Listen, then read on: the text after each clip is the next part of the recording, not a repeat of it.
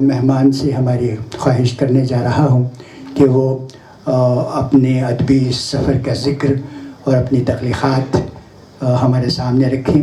اس سے پہلے کہ آپ کو میں زحمت دوں، کشمیر کے اردو ادب کے منظرنامے پر ایک ہلکی سی روشنی ڈالنا چاہوں گا تاکہ آپ کی معلومات میں اضافہ ہو یا آپ کچھ جان پائیں۔ کشمیر اصل میں سنسکرت اور فارسی کا مرکز رہا ہے۔ یہاں کی سرکاری زبان فارسی رہی ہے۔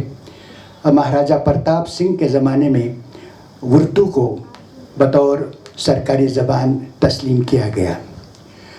میں سرسری طور پہ بتا رہا ہوں۔ وہاں ایک ادارہ ہوا کرتا تھا کلچرل سوسائٹی۔ اس سوسائٹی نے اردو کے فروغ، اس کے نشو و نما، ترقی و ترویج میں بہت کام کیا۔ اس کے بعد ایک اور ادارہ نصرت الاسلام، حالانکہ یہ ادارہ معاشرتی اور ملی امور پہ کام کرنے والا ادارہ تھا، اس کے باوجود اس نے اردو کے فروغ کے لیے بھی بہت کام کیا۔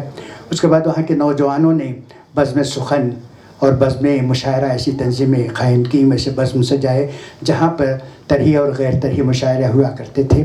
اور جہاں تک ادبی جریدے کا سوال ہے، سب سے پہلا جریدہ جو وہاں سے نکلا وہ ہمالیہ کے نام سے نکلا تھا۔ اور ادبی اردو صحافت کے حوالے سے میں بتاؤں گا کہ وہاں کا پہلا اخبار جو ہے رنبیر کے نام سے نکلا تھا، پھر چاند اور آفتاب نکلے۔ اور اسی طرح اس کے بعد جو ہے ہمارے ایک بزم اردو، یہ بزم قائم ہوئی جس نے واقعی اردو ادب کے فروغ میں بہت سرگرم رہی، اور کئی کتابیں اس بزم کے تھرو شائع ہوئی۔ اور انجمن ترقی اردو جو ہے وہ ادارہ 1942 میں قائم ہوا۔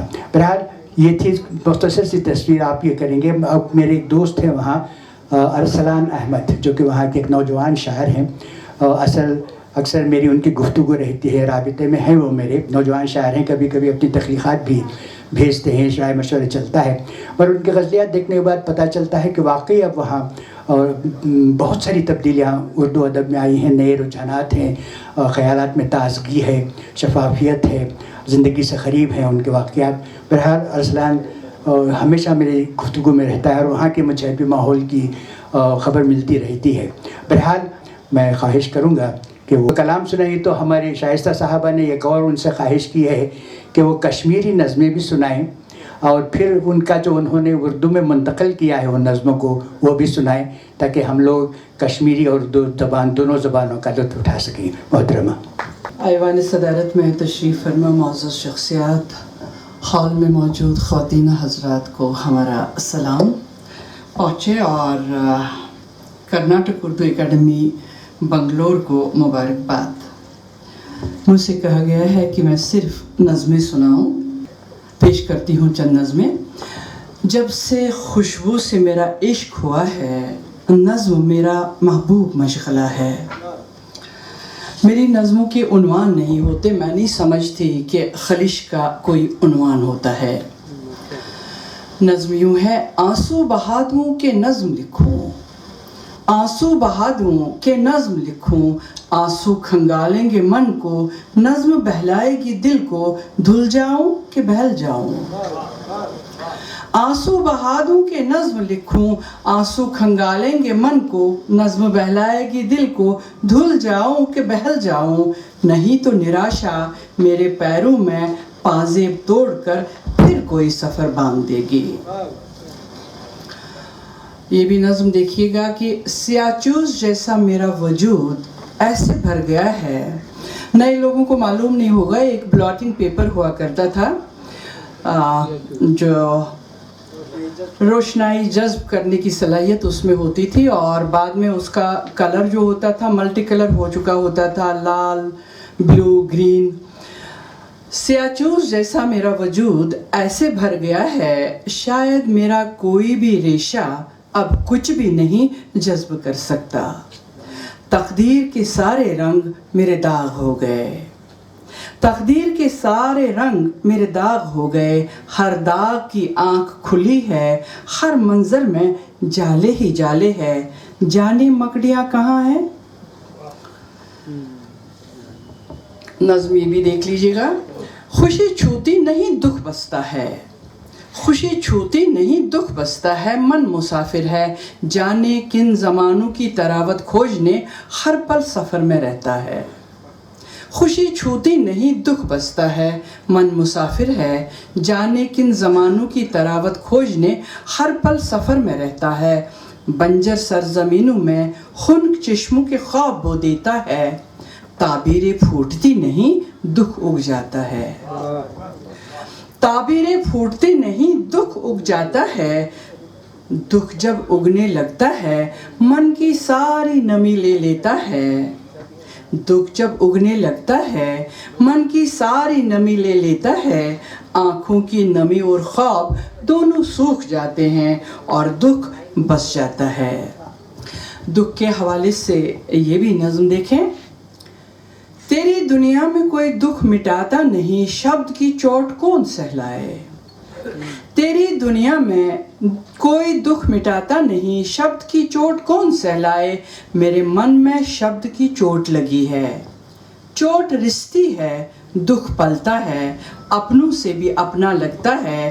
ख्वाब भी रिश्ते से पहले पलते हैं, तुमने बिन देखा ख्वाब पाल के कायनात बनाई। तुम्हारी कायनात के घाव की कितनी मसाफत में दुख रोशन हो जाएंगे, तुम्हारी कायनात के किस कोने में दुख सुन हो जाएंगे। देखिए, बदलाव हम हर जगह महसूस कर रहे हैं। बदलाव ही ज़िंदगी है, स्टैग्नेशन मौत है। बदलाव के तनाजुर में ये नज़्म पेश करना चाहूँगी। नए पैक में किन जायकों को चुन रहे हो, किन चेहरों को तलाश रहे हो। नए पैक में किन जायकों को चुन रहे हो, किन चेहरों को तलाश रहे हो। घर का चेहरा बदल गया है, मोहब्बत का मन बदल गया है। घर का चेहरा बदल गया है, मोहब्बत का मन बदल गया है। दस्तरखां उदास फैला हुआ है, वालिद का कोई हुक्म नहीं है, खामोशियाँ माँ की कहीं नहीं है। दादा नहीं है, दस्तार नहीं है, दादी नहीं है, शब्देग नहीं है, क़ाब का सरपोश उठाने वाला खादिम नहीं है। अपनी अपनी आरामगाह में सब महफूज हैं, सरहाने सब के तमाम मसरतें सब बहम हैं। दस्तरखां को मैसर हूँ बस मैं अब, साथ खाने की किसी को तलब नहीं अब। चूल्हे में भी आग नहीं अब, नीली मिट्टी से लिपा हुआ है। खानसामा कब का मर चुका है, मोहब्बतों से वो घर लबालब, इश्क भरे वो जायके सब कोठी में कहीं नहीं अब। बस पैक हैं नए नए और हैं कुछ नई धुनें, मैं कहाँ पे रख दूँ मोहब्बतों को, नई धुनों में दिल नहीं है।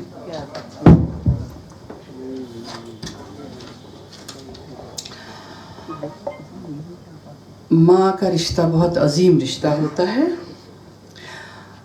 नज़्म पेश करती हूँ।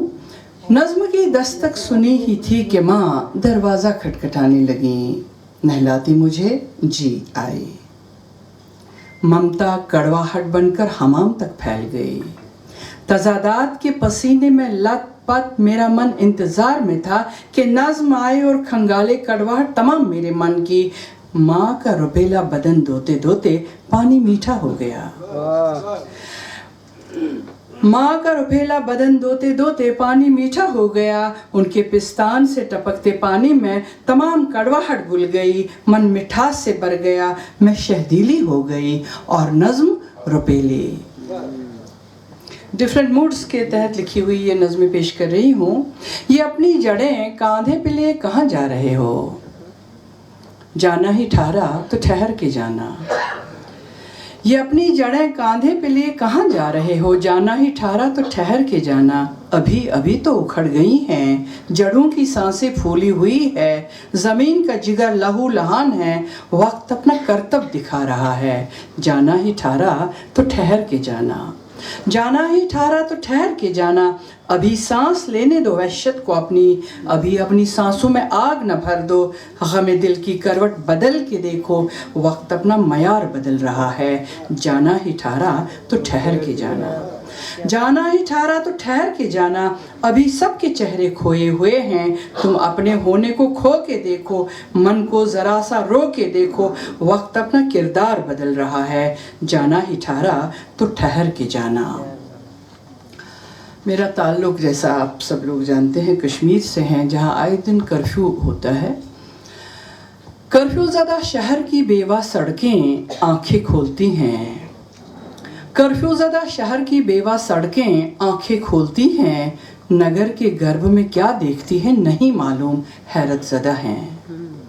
धरती शायद गर्भ धारण कर रही है, चांद छिपकर खिड़कियों से झांकता है, आवारा कुत्ते टोलियों में भौंकते हैं, आवारा कुत्ते टोलियों में भौंकते हैं, जिंदगी बरहना सो रही है, मैं रात सी कट रही हूँ, पूरी वादी में कर्फ्यू नाफिज है। अभी हम सब लोग जो है कोविड से उबरे हैं। एक नज़्म, मैं अब जिंदगी का चेहरा भूल गई हूँ, मैं अब जिंदगी का चेहरा भूल गई हूँ, वबा की मंडी में ये कहाँ पे मिलेगा, हर सू घबराए हुए चेहरे हैं, गो किसी सीने में सांस नहीं, दुख भरे कदम सांसों की खोज में रंज से भारी हैं, बिन सांस के जिस्म तले रास्ते सहमे हुए हैं, कफन गायब है कब्रिस्तान नाबूद, कफन गायब है कब्रिस्तान नाबूद, इंसान कचरे की मानंद सड़क पे जल रहा है, इंसान कचरे की मानंद सड़क पे जल रहा है, धुआं कैसे कैसे चेहरे बना रहा है, पर जिंदगी का चेहरा कहीं नहीं। मेरे ख्याल में बहुत हो गया। अब जो है, हाँ, कश्मीरी उर्दू साथ पढ़ूंगी और कश्मीरी, लेकिन बदलाव को लेके ये नज़्म छोटी सी है, ये सुनाना चाहूँगी क्योंकि हम बच्चियाँ हैं छोटी छोटी। अपनी उम्र से बड़े बच्चे कानों पे हेडफोन, हाथों में स्मार्टफोन लिए खामोशी पहने हुए हैं, अपनी उम्र से बड़े बच्चे कानों पे हेडफोन, हाथों में स्मार्टफोन लिए खामोशी पहने हुए हैं, माँ ब्रॉयलर भून रही है इश्तियाल में, घी की दार कई अतराफ में फैलती है, घी की दार कई अतराफ में फैलती है, मेरे मन का पैर फिसल जाता है, तुड़ा मुड़ा वजूद कई किताबों के कई वर्क पलटता है, न कहीं बच्चा मिलता है, न माँ और न किसी पकवान का कोई जायका। अब मैं छोटी छोटी नज़मों के साथ साथ उनको कश्मीरी भी पेश करूँगी। नज़्म यूँ है, मैं ज़िंदगी का ज़ख्म हूँ, मैं ज़िंदगी का ज़ख्म हूँ, जब भी कुरे दो नज़्म जनती हूँ। और इसका ट्रांसलेशन कश्मीरी में, बछस ज़िंदगी हुंद ज़ख्म, यल्ते बुलगार तुलान छस, बछस नज़्म बनान। नदी को बहना नहीं आता, अपनी ही ज़मीनों में खो जाती है, खोई हुई नदी की बेचैनी मुझे पहन रही है, खोए हुए बहाव का इज़्तिराब मुझे ओढ़ रहा है, हुलिया मेरा बदल रहा है, तुम कैसे खोज लोगे मुझे इन ज़मीनों में। वेति छुनु टुकुन तगान, अद पन्ने ज़मीन मंज रावुन छुस मुक़द्दर, राय मचि वेथि हंस बेकरारी छम नल त्रावान, राय मचि वेथि हुंद बहावुक इज़्तिराब छुम वलान, म्यून हुली बदलाव किथ लब हम, यथ ज़मीन पर छु म्यून आसुन विह बदलावान। आ जाती है समझ में? जी, कुछ लफ्ज़ मुश्तरक है। रात के कैनवस पे नींद बनाना चाहती हूँ, दिन की चोटी खोलती हूँ, रात के कैनवस पे नींद बनाना चाहती हूँ, दिन की चोटी खोलती हूँ, टूटे गेसों को घुटन से आज़ाद करती हूँ, हरम कैद हैं रात के सीने में, नींद असीर है मस्कशुदा मोहब्बतों के चेहरों में, रंग और नींद के आज़ाद करने में बदन लहू लहान है और मन बेलिबास। यही नज़्म अगर हम कश्मीरी में पढ़ते हैं, रात हंदिस कनवासस पेठ छस निंदर गरन यछान, दोहले हंदन जुल्फन छस शान करान फुटमत जुल्फ छस खुर्यो निश आजाद करान रात हंदिस वछस मज रंग कैद नहनाव मतन रयन मज निंदर कैद रंग तो निंदर आजाद करनस मज छुम बदन रत दग तो मन उरियान। मन की आँख कहाँ लगती है जहन के तनाव में, मन की आँख कहाँ लगती है जहन के तनाव में, नींद के तआक़ुब में मन जिस्म से जुदा होकर अंधा भटकता है। मन की आँख कहाँ लगती है जहन के तनाव में, नींद के तआक़ुब में मन जिस्म से जुदा होकर अंधा भटकता है। बदन इश्क की जन्मी तन्हाई ओढ़ लेता है और मैं जहन मन और बदन के अलाव में सूखे पत्ते सा चुरमुराती हूँ सीमी रेशमी बिस्तर पर।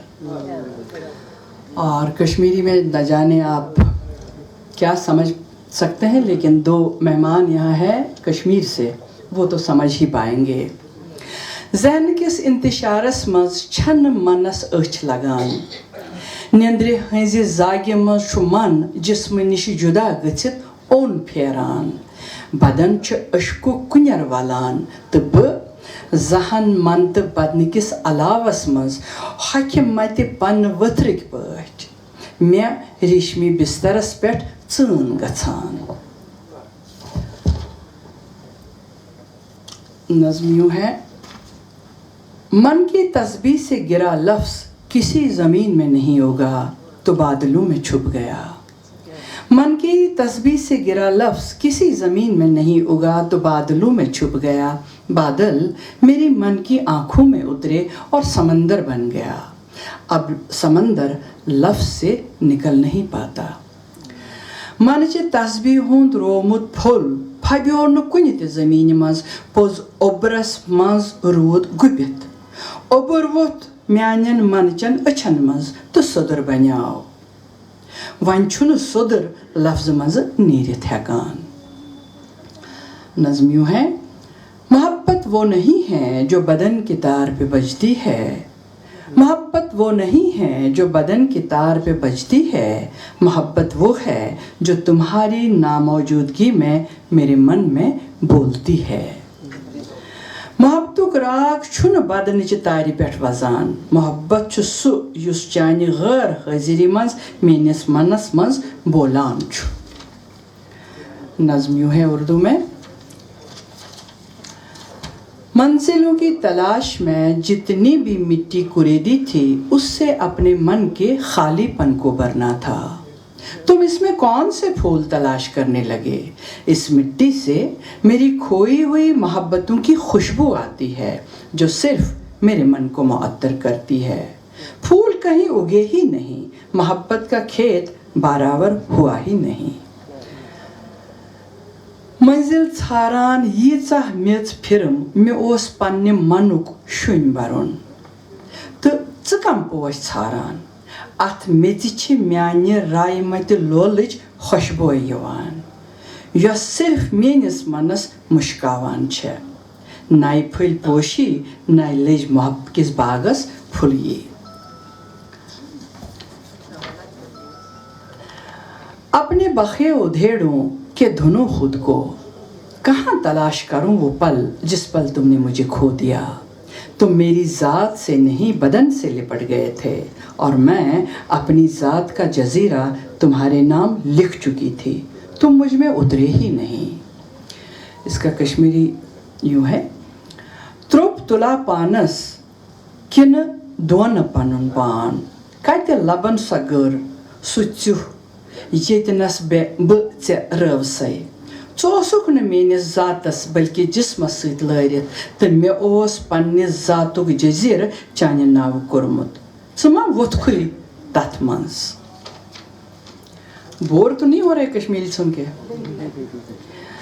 मैं अपनी हथेली पे ख्वाब सजा के लाती हूँ तुम्हें जिंदा देखने को, मैं अपनी पलकों पे ओस जमा के रखती हूँ ताज़ा दम तुम्हें रखने को, मैं अपनी आँखों में समंदर लेके आती हूँ तुम्हें तस्कीन देने को, पर तुम्हारे मन की अजनबी आँख फेंक देती है मुझे अजनबियत के शहर में, अपनायत के शहर तक मीलों का फासला है। इसका कश्मीरी यूँ है, ژٕ زِنٛدٕ تھاونہٕ مۄکھٕ چھَس پننہِ مۄچھِ منٛز خواب سومراوان تہٕ ژٕ تازٕ دم وٕچھنہٕ باپتھ چھَس بہٕ ٹارٮ۪ن پٮ۪ٹھ شبنم زیوراوان، ژےٚ سۄکھ دِنہٕ باپتھ چھَس أچھن منٛز سمندر ہٮ۪تھ پراران، پوٚز چانہِ منٕچ انزان أچھ چھےٚ مےٚ انزان شہرس منٛز کش کڑان، پانیار کِس شہرس تام چھِ میلہٕ وٲدۍ فٲصلہٕ۔ جانے کہاں دب گئے ہیں انسان کی کھوج میں میرا چہرہ پتھر ہو گیا، جانے کہاں دب گئے ہیں انسان کی کھوج میں میرا چہرہ پتھر ہو گیا، جانوروں کی بھیانک آوازوں میں میں نے میری آواز کھو دی ہے، پتھر چہرہ بن آواز کا وجود تمہیں معلوم بھی ہے، جو ہے تو دیکھتے کیا ہو تم تو خدا ہو۔ انسان ژھاران انسان جنگلس مز چھُ میٲنِس رۄیس وٹھ گومُت، جانورن ہنزن وحشت ناک آوازن مز رٲو میٲنۍ صدا، کنہِ روے تہٕ بے صدا آدم وجود کوتاہ ہٲبت ناک آسہِ، یا گوٚو خبر چھے سورُے وٕچھُتھ وٕچھان کیٛاہ چھُکھ خدا چھُکھ نا۔ سوال جواب کا سیشن رہے گا۔ میں سب سے پہلے محترمہ فریدہ رحمۃ اللہ صاحبہ سے گزارش کرتا ہوں کہ وہ میڈم سے کوئی سوال کریں۔ شاہی صاحبہ السلام علیکم۔ میں آپ کو کافی پڑھی ہوں، لیکن ملاقات کل حیدرآباد میں ہوئی مانو یونیورسٹی میں سیمینار کے وقت۔ آپ کے آج کے جو پیشکش تھی بہت ہی بہترین تھی، آپ بہت اچھا لکھتے ہیں، شکریہ، بلکہ بہت بہترین لکھتے ہیں، اس کے لیے مبارکباد ہے۔ اس شہر گلستان میں ہم آپ کا خیر مقدم کرتے ہیں، اہلاً سہلاً مرحبا۔ میں اور آپ ہم ساتھ ہی شائع ہوتے رہے ہیں، شاعر میں جس وقت آپ کی نظمیں بھی شائع ہوتی رہی ہیں، میرے افسانے اور میری نظمیں بھی اس میں شائع ہوتی رہی ہیں۔ 2020 میں وہ بند ہو گیا تھا۔ شاہی صاحبہ میرا سوال یہ ہے آپ سے، غزل کی مستحکم روایات سے انحراف کر کے پابند یا آزاد نظم نہ لکھتے ہوئے آپ نے نثری نظم کا انتخاب کیوں کیا؟ دیکھیے، غزل میں ایسا سا تو جذبات کا تسلسل ممکن نہیں، نظم کا دامن جو ہے وہ بہت وسیع ہے، اور پھر جو میری الجھنیں ہیں وہ صرف نظم ہی کا موضوع بن سکتی ہیں۔ اب میں محترمہ مہنور زمانی صاحبہ سے خواہش کروں گا کہ وہ کوئی سوال۔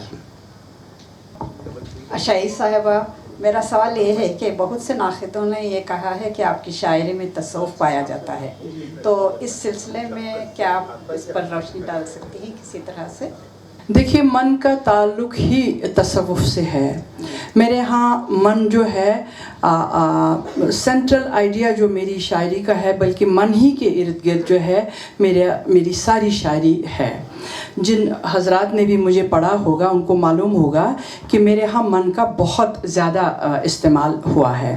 میری کتابوں کے نام ہی آپ لے لیجئے، من بانی ہے، من میں جمی برف ہے، کیتھارسس ہے۔ کیتھارسس کا مطلب ہی تزکیہ نفس ہے، اور وہی ہمارے تصوف کا بھی مقصد ہے۔ جی محترمہ سبیحہ جہاں۔ میڈم، میں آپ سے یہ پوچھنا چاہتی ہوں کہ آپ کے نظموں کے عنوان نہیں ہیں، ایسا کیوں؟ دیکھیے، ہم جب اس دنیا میں آتے ہیں ہمارا کوئی نام نہیں ہوتا، پھر اپنے اپنے مذہب کے مطابق، اپنی اپنی سوسائٹی کے مطابق ہمارے نام رکھ دیے جاتے ہیں۔ میں سمجھتی ہوں کہ انسان کے نام رکھنے اور نظم کے عنوان رکھنے میں کچھ مماثلت ہے۔ جیسے ہمارا نام جو ہوتا ہے وہ ہمارے صفات کا احاطہ نہیں کر سکتا، بالکل ویسے ہی نظم کا عنوان نظم کے کنٹینٹ کا احاطہ نہیں کر سکتا۔ فار ایگزامپل، میری ایک نظم ہے، شب بھر رات میرے تھن چوستی رہی، پاؤں پھٹے ہی صبح کے سینے پہ سو گئی، دن کے اجالے میں میری بانجھ باہیں تنہائیاں سہلاتی ہیں۔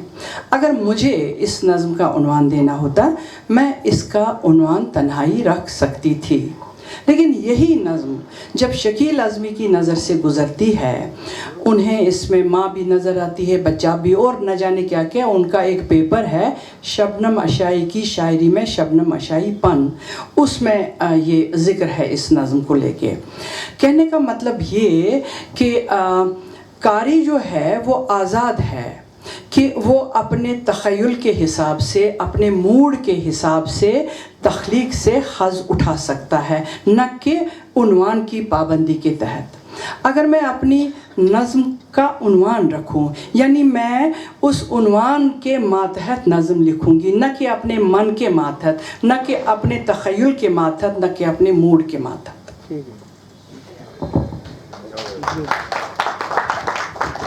حاضرین میں سے اگر کوئی سوال ہے تو. محترم، میرا نام محمود شاہد ہے اور میں وسیلہ ٹی وی کا CEO اور 2 ماہی رسالہ کا ایڈیٹر ہوں. میرا سوال یہ ہے کہ آپ کی نظموں کا وہ کون سا انفرادی پہلو ہے جس کا آپ شعور بھی رکھتی ہیں اور شعوری طور پر اپنی نظموں میں استعمال کرتی ہیں؟ بس یہی من ہے اور کچھ بھی نہیں ہے. اصل میں زندگی نے میری جولی میں بہت کچھ ڈالا ہے، بہت آزمائشیں لی ہے زندگی نے، وہی سب ہے. کل ملا کے ایک سینٹنس میں یوں کہوں کہ بس اللہ کا چاہنا ہے تو وہی سب یہ کراتا ہے. میں نے آپ کو سنا، جتنا بھی سنا ہے، تو آپ کی شاعری میں عورت کو ایک دکھ کا پیکر بنایا ہے. آپ نے زیادہ تر بتایا ہے کہ عورت دکھ سے بھری ہوئی ہے. آپ کی شاعری میں اتنا دکھ کیوں چھلکتا ہے؟ نہیں، آپ نے ڈیفرنٹ موضوعات پہ جو ہے میں نے نظمیں پڑھی. عورت پہ بھی لکھا میں نے. زندگی میں جتنا کرب، جتنی پریشانیاں، حالات. ابھی میرا تعلق کشمیر سے ہے، وہاں آئے دن کرفیو ہوتا ہے، میں کرفیو پہ بھی لکھا ہے. وہاں سیلاب آیا 2014 میں، وہاں اس پہ بھی میں نے لکھا ہے. کوئی موضوع نہیں ہے جس پہ نہیں لکھا. لیکن بذات خود عورت ہوں، ظاہر سی بات ہے عورت کے درد کو زیادہ محسوس کروں گی. کیوں ہم نے عورت کو دکھ کے ساتھ جوڑ دیا ہے؟ میں نے نہیں جوڑا ہے. قدرت نے جوڑا ہے. نہیں، یہ غلط ہے سر. آپ قدرت نے عورت کو دکھ کے ساتھ نہیں جوڑا ہے. سنیے بھائی، عورت دیکھیے ہے کیا. اصل میں آدم کو پیدا کیا گیا، ٹھیک ہے، عورت کو اس کی پسلی سے نکالا گیا. یعنی میرا عورت کا جو وجود ہے وہ آدم سے مختلف ہے. اس کا مطلب یہ ہوا کہ عورت کا جو چیزوں کو دیکھنے کا وتیرہ ہوگا، سمجھنے کا وتیرہ ہوگا، وہ ڈیفینیٹلی مرد سے الگ ہوگا. لیکن ایک چیز جو مشترکہ ہے، جو ایک ورثہ ہے آدم اور حوا کے مشترکہ ورثہ، وہ ہے دکھ. ہم سب کہیں نہ کہیں دکھوں کے پالنے میں پلتے ہیں، بڑے ہوتے ہیں، جوان ہوتے ہیں، بوڑھے ہو جاتے ہیں. دکھ کے پلنے میں ہم زندگی بھی کرتے ہیں، لیکن جو ایذا، جو سزا یا ہم محسوس کرتے ہیں، اس سے جب ہم نجات پانے کی کوشش کرتے ہیں وہ شاعری بن جاتی ہے. اور عورتیں چونکہ زیادہ فیس کرتی ہے تو اس لیے آپ کو لگتا ہے کہ میں نے عورت کے دکھ. اچھا، یہ دکھ بھی طرح طرح کے ہوتے ہیں. چلیے دکھوں کے کو آپ نے چھیڑا. یہ دکھ اپنے بھی ہو سکتے ہیں، پرائے بھی ہو سکتے ہیں. یہ سیاسی بھی ہو سکتے ہیں، سماجی بھی ہو سکتے ہیں. یہ اقتصادی بھی ہو سکتے ہیں، یہ جو ہے نفسیاتی بھی ہو سکتے ہیں. اور تنہائی کا بھی ایک دکھ ہوتا ہے، ٹھیک ہے. یہ تنہائی کا دکھ جو ہے اس کو میں نے بہت محسوس کیا ہے. دراصل بچپن ہی سے میں تنہائی کے دکھ سے آشنا ہو جاتی ہوں. آگے چلی زندگی کی طرف دیکھا. زندگی کا جو چہرہ میرے حصے میں آیا بہت بھیانک تھا. تو اپنے اندر جھانکنا شروع کیا، اپنی تلاش شروع کی، خود کو سمجھنا شروع کیا. میں سمجھتی ہوں شاعری بہترین وسیلہ ہے خود کو سمجھنے کا. سقراط نے تو پوری زندگی اپنے آپ کو سمجھنے میں گزار دی، بلکہ وہ یہی مناجات کرتا رہا، یا باری میرے من اور بانی کو ایک کر دے، میرے ظاہر اور باطن کا فرق مٹا دے. اور باطن ہی میں ہمارے خیالات پنپتے ہیں، اور میرے باطن کا جو موسم ہے وہ نظم کا موسم ہے جو میں نے سنائی. جزاک اللہ. جناب عرفان افضل کچھ پوچھنا چاہتے ہیں. میڈم، میں یہ جاننا چاہ رہا تھا کہ کشمیری ادب اور ہندوستان کے جنوبی ادب میں آپ کو کیا مماثلت نظر آتی ہے؟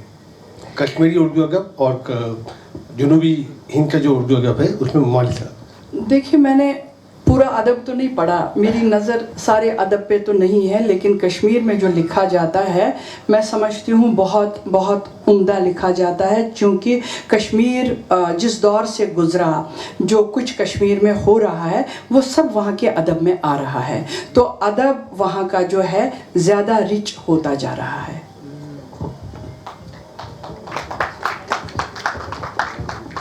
تو حضرین، ہم نے بہت کچھ باتیں شعر و شاعری کے تعلق سے سنی، اس کا ماحصل یہ خطا سماعت کریں جو میں نے کہا ہے، یہ احساس کو زبان کا دینا ہے شاعری۔ میں توجہ چاہوں گا، یہ احساس کو زبان کا دینا ہے شاعری، بے چہرگی کا خوبرو چہرہ ہے شاعری، جامی بغیر رنگ کے منظر اتاریے، جذبات کا حسین سراپا ہے شاعری۔ یہ ہے شاعری۔ اب میں محترمہ زبیدہ بیگم سے گزارش کروں گا کہ وہ نہایت اختصار سے ہدیہ تشکر پیش کریں۔ ورق تمام ہوا اور مدح باقی ہے، آئیے اظہار تشکر بھی میرا ہی حصہ کہا گیا ہے، اس خوشگوار فریضے کو ادا کرنے کے لیے میں آپ کے سامنے حاضر ہوں۔ سب سے پہلے میں ہماری آج کی مہمان خصوصی ڈاکٹر شبنم شاہی صاحبہ کا دل کی عمیق گہرائیوں کے ساتھ شکریہ ادا کرتی ہوں، اکیڈمی کی جانب سے، اکیڈمی کے صدر، اکیڈمی کے رجسٹرار، اکیڈمی کے جملہ اراکین کی جانب سے، اور ڈاکٹر شائستہ یوسف اور حال میں تمام ارباب ادب دوست احباب کی جانب سے میں آپ کا دل کی عمیق گہرائیوں کے ساتھ شکریہ ادا کرتی ہوں۔ اس کے بعد آج کے جو ہمارے مہمان خصوصی ہیں جناب عمر اسماعیل صاحب، آپ نے اپنی تمام تر مصروفیات کے باوجود یہاں ہمارے درمیان موجود رہے اور آپ نے اپنے زرین خیالات کا اظہار بھی کیا۔ میں آپ کا بھی دل کی عمیق گہرائیوں کے ساتھ شکریہ ادا کرنا چاہتی ہوں اکیڈمی کی جانب سے اور ڈاکٹر شائستہ یوسف صاحبہ کی جانب سے اور حال میں تمام ادب دوست حضرات کی جانب سے۔ اور ایک اور مہمان، اعزازی مہمان ہمارے درمیان موجود ہیں جناب ینڈی ملا صاحب۔ ملا صاحب کی شخصیت ہمارے لیے کوئی اجنبی شخصیت نہیں ہے، آپ ہمارے ادب نواز، ادب دوست حلقوں میں بہت مشہور و معروف ہیں۔ میں آج آپ کی یہاں موجودگی کے لیے آپ کا بھی تہ دل سے شکریہ ادا کرتی ہوں۔ اس کے بعد جتنے یہاں پر ادب دوست حضرات کے درمیان الیکٹرانک میڈیا، پرنٹ میڈیا اور دوسرے احباب شامل ہیں، سامعین کا بھی، سب سے پہلے سامعین کے بغیر کوئی اجلاس اور کوئی جلسہ کامیاب نہیں ہو سکتا۔ یہ آپ کی موجودگی ہی ہمارے لیے باعث افتخار ہے، باعث کامیاب ہونے کی یہی دلیل ہے کہ آپ بہت صبر و شکر کے ساتھ سب کو سنا اور شاہی صاحبہ کو سنا اور بہت اچھے سوالات کیے۔ ان تمام سوالات کرنے والی خواتین کا بھی میں تہ دل سے شکریہ ادا کرتی ہوں۔ سامعین بہت بہت شکریہ، خدا حافظ۔